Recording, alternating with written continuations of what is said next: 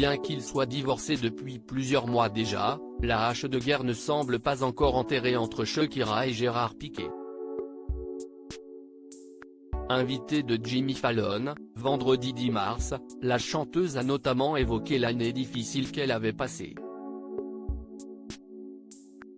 L'année 2022 a été particulièrement éprouvante pour Shakira. Après avoir été accusée de fraude fiscale, la belle colombienne a mis fin à 12 ans de relation avec le footballeur Gérard Piqué. En juin dernier, le couple a en effet annoncé son divorce, et le moins que l'on puisse dire, si est que la séparation ne s'est pas faite dans la douceur. La chanteuse a en effet accusé l'ancien joueur du FC Barcelone de l'avoir trompé et aurait découvert son infidélité grâce à un pot de confiture. Depuis, les deux ex se livrent une guerre sans merci et la maman de Milan et Sacha règle désormais ses comptes en chanson. De son côté, Gérard Piqué a refait sa vie avec Clara Chia, une jeune femme de 23 ans. L'interprète de Waka Waka, elle, se concentre davantage sur sa carrière et sur ses enfants avec lesquels elle s'est installée à Miami. Une nouvelle vie donc pour Shakira qui se remet doucement mais sûrement des différentes épreuves qu'elle a endurées ces derniers mois.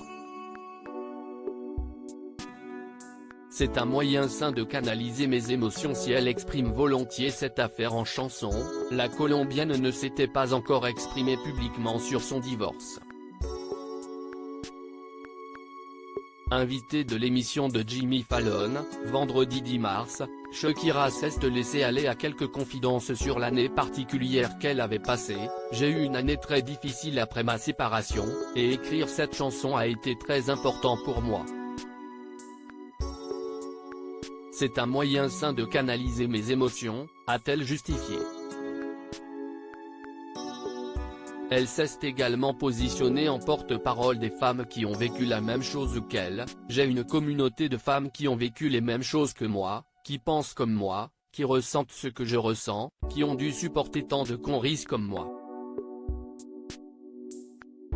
J'ai écrit cette chanson pour moi, mais j'ai aussi le sentiment qu'elle était destinée à tant de femmes qui avaient besoin d'une tribune et d'une voix pour les représenter à bien des égards. Quelque chose nous dit que toute cette histoire n'est pas encore finie.